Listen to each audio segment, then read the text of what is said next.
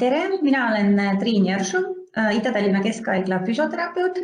Täna ma räägin teile rasedusaegsest kehalisest aktiivsusest, et millist liikumisviisi võib harrastada raseduse ajal ja mida siis ei soovita. Ja kui on probleeme, mida siis võiks teha? Kehaline aktiivsus raseduse ajal. Et täiesti võib jätkata oma igapäevase normaalse kehalise aktiivsusega, kui ei ole mingeid probleeme, millest siis annab teada gynekoloog või ämmaemand, et miks te ei tohiks jätkata kehalise aktiivsusega. Parim aeg treenimiseks on võib-olla raseduse teine trimester, sest esimene trimester võib olla lihtsalt see iiveldus või halb enesetunne. Samuti kolmandal trimestril võib olla kehakaal, kehamass liiga suur, et on see liikumine ebamugavam. Ja rasedusaegse treeningu eesmärgiks on kehalise vormi hoidmine ja säilitamine, et te peaksite raseduse vastu kõigi nende muutustega skeletiilihassüsteemis ja kehakaalu tõusuga ja et te jaksaks siis ka sünnitada. Eesmärk ei ole kõrge intensiivne sportlik tegevus, et intensiivsema tegevuse näiteks jooksmise saab asendada kas mõõduka sörkimisega, kepi või kiirkõnniga ja kontaktspordiala siis mõne sobilikuma spordialaga. Minimeerima peaks siis kindlasti pikaajalist istumist ja kasutama sagedaid liikumispause igapäevaelus. Positiivne mõju tervisele rasedusaegsel liikumisel, et paraneb teie südametegevus, südame vastupidavus, paraneb üldine lihastoonus, kui teete harjutusi kõikidele lihastele, väheneb valude esinemine alaseljas, esineb ka väiksem kaaluiive raseduse ajal, väheneb kõrge vererõhurisk, väheneb veenilaiendite ja tromboosi tekkerisk ja väheneb preeklampsia risk. Langeb ka gestatsioonidiabeedi esinemise sagedus, see on siis rasedusaegne diabeet, paraneb kohanemine rasedusaegsete kehaliste muutustega, mida esineb palju just viimasel trimestril kehakaalu tõusu tõttu. Ja väheneb ka depressiooni esinemine ja paraneb emotsionaalne heaolu, et pärast treeningut on enesetunne hea. Raseduse katkemise kohta liikumisel nii palju, et normaalselt kulgeva raseduse ja teadliku treenimise korral ei põhjusta kehaline aktiivsus raseduse katkemist. Rasedusaegne sportlik aktiivsus ei tõsta ka enneaegse sünnituse riski. Madala intensiivsusega kehaline koormus ei vii enneaegse sünnituseni.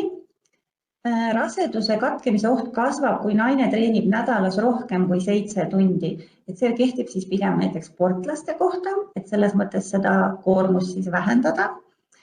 Kõrge intensiivsusega treeningutega nagu jooks, pallimängud, raskuste tõstmine võib kaasneda suurem risk raseduse katkemiseks, et need spordialad saab asendada millegi muuga, vähem riskantsemaga.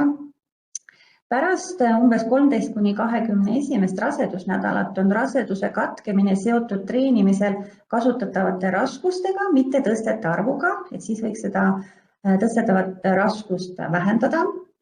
Kerge ja keskmise intensiivsusega vaba aja kehaline koormus ei kutsu esile raseduse katkemist, pigem esines katkemisi vähem.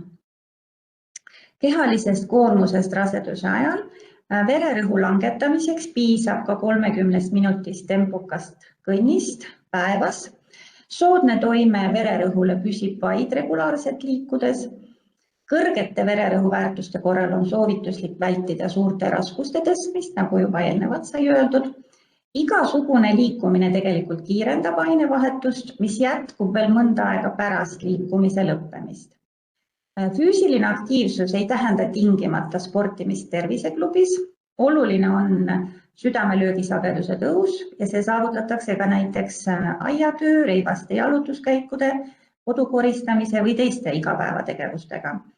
Aktiivsed igapäevaelu toimetused ei asenda ka 100% kehalist treeningut ega harjutusi lihastele. Aeroobse treeningu kohta soovitused raseduse ajal on soovitav alustada 10-minutiliste mõõduka aktiivsusega treeningutega, pikendades treeningu aega 150 minutit nädalas, mis on selline miinimumsoovitus. Rase võiks füüsiliselt aktiivne olla vähemalt 3 päeval nädalas, võimalusel kõigil päevadel. Rase võiks olla füüsiliselt aktiivne igapäevaselt 30 minutit, mis tähendab siis kuni 210 minutit ehk 3,5 tundi nädalas füüsiliselt koormust. Ja need on sellised miinimumsoovitused, et alati võib rohkem teha, aga enesetunde järgi, et see on nagu oluline. Ja mõõdukas aktiivsus tähendab tegevust, mis tõstab hingamissagedust tavapärasest kõrgemaks, et see on normaalne, kuid võimaldab samal ajal kaaslasega vestelda. See on selline test siis, kui lähete jalutama või jooksma, kuidas enesetunne lubab, saate vestelda kaaslasega, et see on normaalne koormus. Lihastreeningust. Kerged ja mõõdukad lihastreeningud on sobivad kasutamiseks ka raseduse ajal. Ja tavalised soovitused, need samad kehtivad ka rasedatele, et ühte harjutust teete 8–12 kordust, umbes 2–3 seeriat kõigile suurematele lihasrühmadele 2 korda nädalas, et ei pea iga päev lihastreeningut tegema. Raskused peaksid olema siis pigem kergemad, umbes 40–60% ühekordsest maksimaalsest tõstetavast raskusest, mida te olete harjunud tegema. Ja raseduse ajal kasutataval kergel ja mõõdukal jõutreeningul, kas siis vabaraskustega, hantlitega, jõumasinatega, ei ole leitud tervisele negatiivset mõju. Mitte sobilikud spordialadest mainin siis just, et selle kukkumise riski tõttu, et treening peab olema ohutu, näiteks mäesuusatamine, ratsutamine, samuti kontaktspordialad selle ohu tõttu, näiteks pallimängud või jäähoki. Ja see füüsikaline keskkond, et sellist sukeldumist, et seda ei soovita. Treeningul on oluline siis esiteks see hea enesetunne, et te jaksate teha. Vedeliku tarbimine kindlasti oluline, mugav riietus jalanõu, et jalanumber võib ka suureneda rasedusaeg, kuna meie tallavõlvid võivad lameneda. Ja tuleks vältida sellist kuuma niisket keskkonda. Treeningul siis jälgida seda, et treening selleks korraks lõpetada, kui tekib kas vaginaalne veritsus, regulaarsed valulikud emaka kontraktsioonid, kas looteveeleke või puhkemine, kas hingamisraskus või õhupuudus, kas pearinglus või peavalu või rindkerevalud või tasakaaluhäired, et selleks korraks treening lõpetada, vaadata, kui see enesetunne läheb paremaks, teinekord uuesti alustada või siis, kui ei lähe paremaks, siis ikkagi minna siis EMO-sse. Kindlasti võiks teha rasedusaeg harjutusi vaagnapõhjalihastele, neid võib teha ka enne rasedust või siis rasedusaeg kindlasti alustada. Vaagnapõhja probleemide ja harjutuste kohta on eraldi loeng, mida saate kuulata, kuidas neid harjutusi teha, aga meil on siis 2 harjutust, üks on see, et hoida seda vaagnapõhjalihaseid pinges 1–8 sekundit, vahepeal lõdvestada 1–5 sekundit ja siis teha 8 kordust.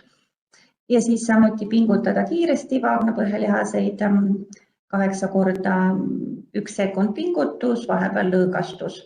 Võiks harjutusi teha siis 1–3 korda päevas, umbes 3–7 korda nädalas. Kui tekivad näiteks lekked või probleemid, siis kindlasti sagedamini. Mida veel soovitan raseduse ajal naistele teha lahkliha venitamist, mis siis käib tuppe kaudu, et sünnituse ajal, kui see emakakael avaneb, need lihased hakkavad venima, et naine oleks harjunud selle tundega, mis tekib sünnituse ajal, et valmistada lihaseid ette sünnituseks, vaginaalseks sünnituseks. Üks on lihaste harjutused, teine on siis see manuaalne venitamine. Et alustada 34. rasedusnädalast, teha 3–4 minutit korraga ja 3–4 korda nädalas. Samuti siis sellised erinevaid sünnitusasendeid võib proovida harjutada palli peal, tugiisiku näol või siis neljakäpukil sellised liikumised sünnituse esimeses staadiumis, kus veel nii-öelda pressi ei toimu, et vahetada asendeid, hingata, et harjutada seda ka raseduse ajal. Ja siis võiks mõelda ka selliseks pressistaadiumiks just, et mitte neid, kui põlvi laiali viia, vaid pigem põlvi sissepoole neid labajalgu laiali viia, et see on nüüd see sünnituse teine staadium, kus on täisavatus ja võib pressida, et siis pigem jälgida seda puusaliigeste asendit hoopis nii nagu pildil näidatud roheliste nooltega. Ja rasedusaegne treenimine siis kõik enesetunde järgi, kui on günekoloogi poolt okei antud Ja kui te jääte sellega hätta või teil on mingeid probleeme, uriinilekkeid või on teil valud, kas sümfüüsivalu, alaseljavalu, siis võib tulla eraldi individuaalselt vaagnapõhjalihaste füsioteraapiasse. Ja lisaks on Naistekliiniku perekoolis siis ka selline rühmatreening, vaagnapõhja teadlik treening, kuhu võib ka tulla raseduse ajal. Aitäh kuulamast!